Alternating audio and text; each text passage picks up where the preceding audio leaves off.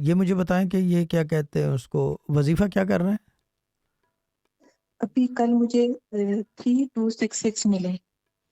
3 to 6 अभी step up ही में है ना आप? जी जी। ठीक है, अभी जब आप स्टेप अप पे हैं तो एक कोशिश करें कि ये फीस का मसला हल करवा के जाए। जहाज में भी लोगों को जी बोलेंगे इस मसले को हल कर दो कि फिर बार बार आना ना पड़े यहाँ पे, क्योंकि हर महीने आओगे वरना। तो मुझे बोलोगे जब तक ये हल एक नहीं बात होता तो बोलूं। मुझे यहीं रखें।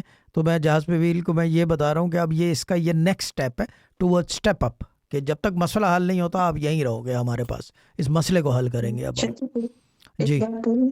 फीस मेरी हैदराबाद के बहुत अच्छे स्कूल में फ्री हो गई है।